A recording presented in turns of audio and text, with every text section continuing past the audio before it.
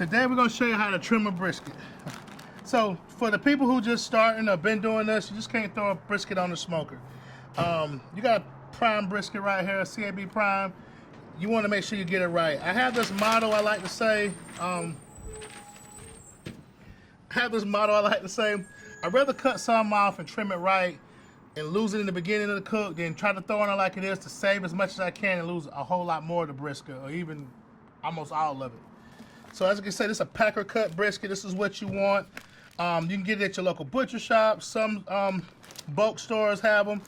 Or if you have a friend that owns a barbecue restaurant, you might get one. So this is the bottom, this is the top, flat and point. So when I open these briskets up, I like to trim right down that hard deco fat that we're gonna trim out anyway. That way I don't damage the brisket. Because a lot of times you open these briskets up, they're gonna have some type of cut in it or gash from the packaging plant. So I hit right there. You also want to trim these briskets when they're real good and cold. The colder they are, the easier they're to trim. When a brisket starts warming up, the room temperature, the fat gets gummy, and it's hard to trim it.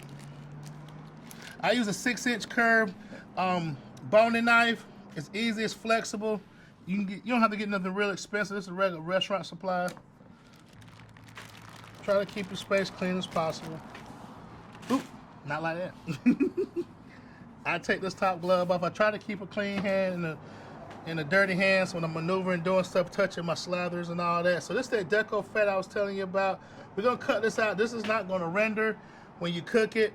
It's gonna be all gummy, look gross. Sometimes you can't help and have a little bit on the side, but you wanna get this out. And a sharp knife helps too. So then I try to get anything that's sticking up, but I wanna keep it smooth and flat. Try to keep it aerodynamic as possible, because when you put on that smoker, it starts to draw up as it cooks, and you don't want no piece of meat just sticking up in the air because you got a big hunk of fat or something on the bottom, and it'll cause it not to cook right. The bottom will outcook the top, makes it hard. Now, as for silver skin, some of this fat, I have this thing, because at the restaurant we trim so many of these, if I can pull it up, I will cut it off, but I'm not going to take my time and cut it all off. It just takes too much time, and for the most part, I don't really see a difference in it.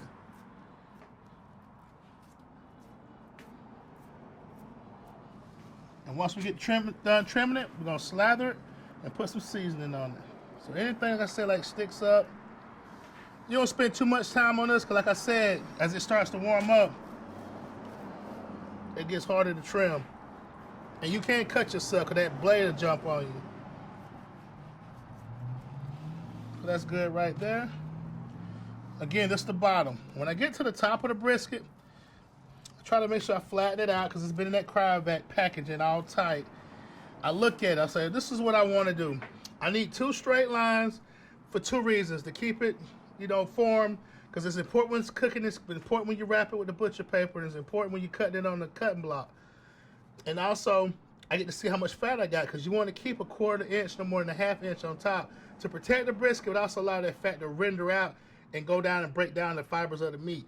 If it's too thick on top, it won't render out. I don't care how long you cook it. It's gonna be like off-white, big gummy fat. A lot of times our new pit guys, when they're out here trimming and stuff, they have that issue, but it's part of a learning curve, so it is what it is. So this is the part where the burn ends are at. So I try to leave fat up here, unless it came already scalped. You will scalp it here and there, so don't beat yourself up. So as I said, I flatten it out. So I start right here, and just make me a little tracer line.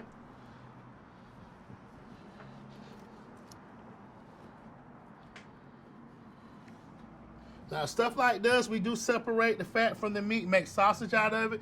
You can grind that up and make some good hamburgers out of it. You can make some chili out of it. You can make some meatloaf, tacos. You got a ton of things you can do with that. But for today, we're not keeping it. Oh, you also take that fat and grind it up and make tallow out of it too. So that's showing me about how much I got right there. And all I'm doing now is just keeping my line straight. Then I work on the other side.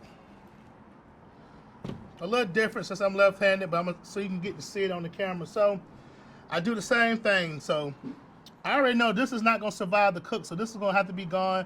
If you put it on, it's going to dry out, and usually it spreads. So you trying to save this little bit, you can most around lose all of this, even some of that. That's why I'm talking about how important it is to trim. So I'm gonna do my tracer line right here. And like all that right there, that's not gonna render look good either. So I'm just gonna take all this out. You're like, man, you're cutting a lot of meat off, but like I said, it's for the greater good.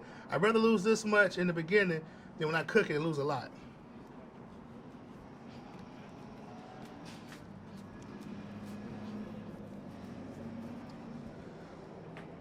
And as you can see, all that's fat anyway. Nobody's gonna eat that. Again, you can save that meat, do other things with it. You can save that fat and do other things with it. But today, bloop. So again, that looks good. So now, when I look at the brisket, I usually can tell when I first pull them out the pack how I'm gonna shape this thing up. You don't really want pointed edges. So I typically work on this, start rounding this off. When I first look at it, I'm like, okay, so this is pretty thick the way I want it, just not so much. So I'm like, okay, how can I save this? So I come right there and kind of curve it right there. You kind of want like a, that edge is looking good, but I'm gonna have to lose that, but you don't want pointed edges. So you can kind of round them off or like a light square, I guess. I don't know the term for that. A rounded box. And like I said, you can always cut more off, but you can't put it back. So what I do for that, I might just curl it a little bit more. That helps it when it cooked too, when it's curled like that, rounded off like that. You got little tricks we can show you how to keep that from losing that. So I look at this right here. And you can press it down. You're not gonna hurt it. I already did. Get it looking neat. That's the thing about having this flexible boning knife. You can get it exactly like you want it. And one thing about it, you look at it long enough, you're gonna find something wrong with it. So you gotta get to the point you're just walking away. So all right, it's done. All right, now when I'm looking at it, as I can see right there, I know how much fat I got to work with. That's looking pretty good. I'm gonna take a little bit off. This is another story, but just think about this. You can't take that down, this part right here, to a quarter of a half inch. But this is when the flat meets the point. If you take this all the way down, you might separate the brisket. So you're gonna have to leave some, but this, what you're not gonna serve the customer anyway, it's just part up here where the original burnt ends are at. Also, we call this thing, some people call it the ear, some people call it a wing, some people call it a mohawk. We're gonna take that down because what'll happen, if you cook this like this, by sticking up so high, again, it's gonna dry out and get hard like that thin piece will do right here. Like I said, you gotta give it up, lose it in the beginning so you don't lose it all. And like I said, pick it up. Some people pick it up and trim it. Some lay it down like to lay mine down. And I'll turn it back around and let you see it when I get done with it. That's why it's good to cut it while it's cold. It makes it a whole lot easier. Then you can just rub it down like that. You can start seeing how it start looking pillowy. And it wasn't far off of this. That lets you know you're deep enough. Because a lot of times you can't tell when that fat be real hard. When it start getting like soft fat, you know you're good. Because you might get some that have those real hard fat caps on it. And if you're not sure, you can always cut a little slit in it and then peek at it that way. So now I'm just going to come in. I don't want those little pointy edges right here, so I'm kind of rounding it off. Again, you just rub it like that. I look at this right here. I'm not going to trim all this down, but I'm going to get that little bit out right there. Because when I'm cutting against the grain, when the brisket is done, you're going to slice the flat all the way up to here. So I don't want a big glob of fat up there on those slices. So that's why I take this part out.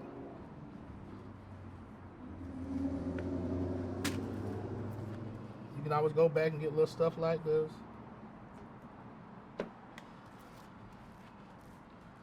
All right, since we got this right here, we're going to go ahead and take this part out right here, this hump. Trust me, you'll thank me later. Took me a while to get that part down, but I'm glad I do it. It's trying to look like a brisket.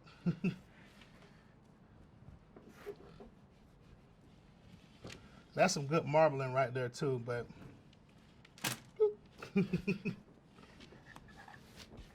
all right, so now I'm gonna work on this side.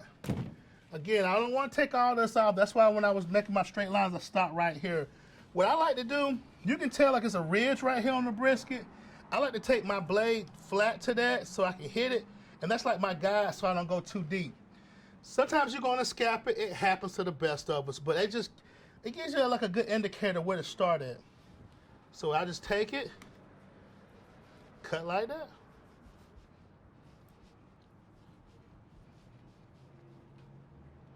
And as you start doing them, you can tell how the fat look.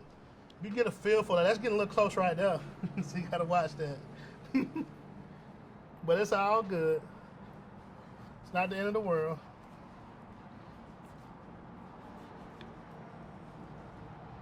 See right there, getting there. And the thing about it, if you're gonna have to scalp the brisket, I'd rather scalp it on this side because it got more fat in it. But again, it's gonna happen. So don't freak out.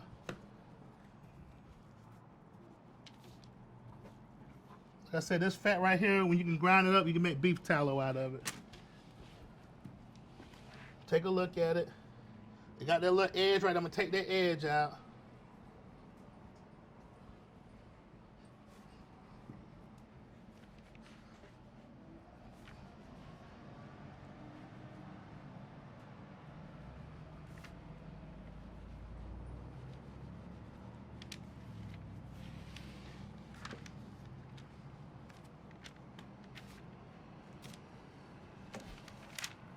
Starting to come together, and then I'm gonna get this little bit right here.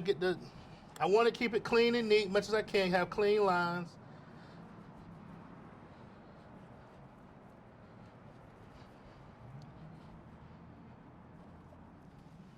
Now, looking at it, so you got a little thick piece of fat right there. So I kind of go like I told you about the hump. Get back here. You can flip it up, see where you're at. If you go too deep, you can come back and go a little bit higher and then catch it and just pat it down.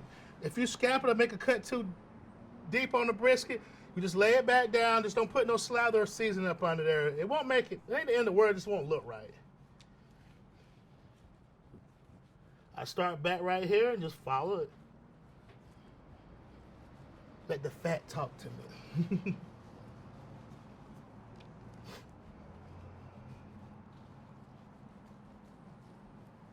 And all I'm doing now is getting it smooth. That's all about presentation and letting that bark set up.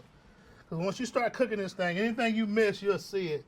But it's a good teaching lesson too, so don't wig out about it. I know a lot of people ask me, they say they're scared to cook one because they don't want to mess up. I tell them, oh, you're going to mess up, trust me.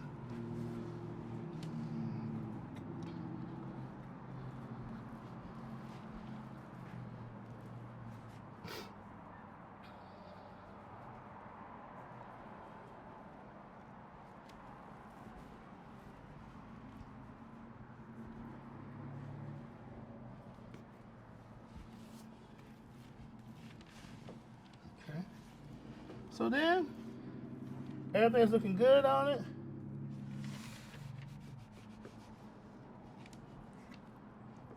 Like I said, you gotta get to a stopping point because if you keep looking at it, you're gonna find something wrong too. Usually it should take about 5 to 10 minutes to trim a brisket. If you're really good, it takes about 5 to 7 minutes on average. All right, so the last part I got now for this brisket is this part up here. Some people leave it, but when you're cooking it, it'll get hard. It don't look good on the cutting board, and plus sometimes if you're able to save it with foil, it'll fall apart on the cutting board and be like shredded.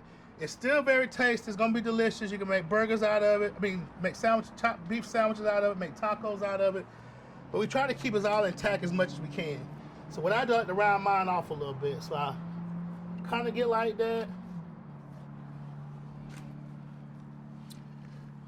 Just cut it like that, and I start working it.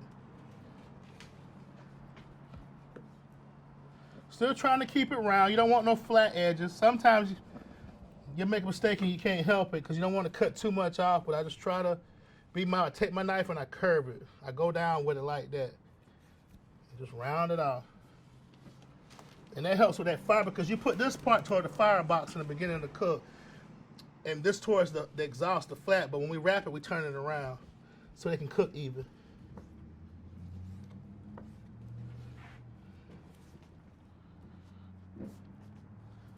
All right, so look at that right there. From when we started at to now. That's a whopper too. See how it looks now? Looks a whole lot different when we first took it out the pack. And then again, I have to know when to stop. Something will stick out, so I'm gonna stop. Okay. So after we done did this, the brisket's still cold. You feel it to your hand, it's cold. If you're trimming a lot of them, I say do about 5 briskets at a time. And bring them out one at a time, but when you let them sit out, I say about 5 to 7, 10 the most if you're really quick. Put them back in the walk-in cooler so they can still stay chill in the safe zone. So you don't get nobody sick for bacteria and stuff like that. Then I like to put a slather on ours. Some people don't use a slather. All the slather does help the season stick to the meat for flavor, and plus it helps forms of bark. Some use water, like spritz water. Some use the blood out the pack. We use mustard. I heard some people use olive oil. Some people use canola oil. Some people use hot sauce and mustard together. We just use regular old mustard.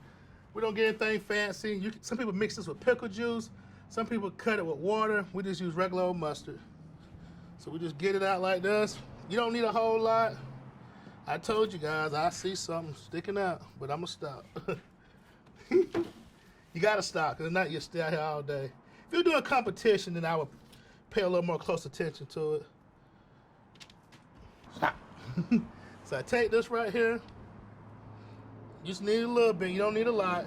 Because one thing I learned, if you put too much on here, when you got your seasoning on there and you start cooking it, and that bark starts to form, it'll cause like a blister or a bubble on it, and it'll flake up and make your bark come off. Not the end of the world, but you lose a lot, and I don't like that. It just lose some of that bark, and that's what you do it all for. You want the meat cooked right, but people love that bark. So the people don't know any better think it's burnt, but no, that's what all that flavor is at. And you want to have that fat to meat ratio right, so in every bite they get a little bit of that fat with that bark on there, and they're getting all that good tender meat. So then I try to do this. The top. I flip this back over, and I season from the bottom. Then I do my sides, then I do my top last. Cause that way I put it on the smoker. Again, the bark is on the top. Here we use the Bobby's barbecue rub that you can come to the restaurant and get. You can find it online and eat Bobby's. This is exactly what we use in the restaurant that we sell in the stores and sell online. So I like to shake it up. It has a lot of ingredients in it. I have all of them listed on the bottle, just in case you're allergic to anything. So I kind of go like in a shaking motion, so my wrist go from left to right and my forearm goes front and back, because there's a lot of stuff going on in here, as you can see, and I want to make sure I get it all out. So we have the Bobby's Originals, the base rub, then we add some cafe black pepper and some kosher salt to it, because our original season is a very mild, savory season, and you need a little salt on this, and you need a little extra pepper on there, so that's why we added to it. And you can tell when you start shaking it out. If you see more original than the black pepper or the salt, you just shake it up a little bit and it comes on out.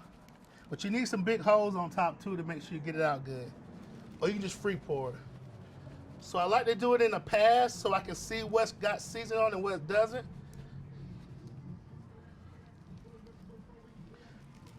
That's how I do. Another thing I was going to tell you, if you trim a lot of briskets, I usually have like 2 knives out here, because you can do 5 to 7 briskets off one knife before you have to clean it off and put it on a honing rod or sharpen a little bit. Usually a honing rod does great. You don't have to keep sharpening and grinding away metal. Just a little nugget that I thought about.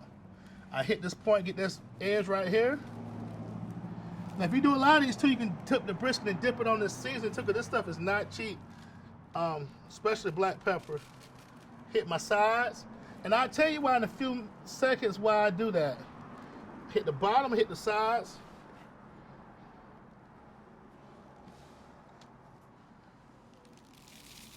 Once I get done with that. Now I don't rub the meat, but you can pat it. It helps stuff stay in place too. I typically just do the top though. So the reason why I did the bottom and the sides first, because now you see some of my top already got seasoning on there. So that way I'm not using much seasoning, plus you only need what you need. And you can tell how much I'm putting on here. You can still identify it's a brisket. You don't need a ton of it. You just need the right amount. So give my bottle a little shake. Hit that point right there and then work my way down. Then if it's a real wide brisket, you can work one side and work the other side. Don't try to get it all, and don't be all over the place because it don't look uniform. The higher you go, the bigger spread you get. The closer you go, the more it'd be like a more pinpoint. So when I get to this part right here, I kind of split it up. If I see a little spot again, I can get close to it. If not, I got a good bit right here, but I still got some bald spots. So what I'm gonna do is just come up a little bit higher, kind of tilt up on my shaker so I'm not going all the way down, so I can control the flow of it.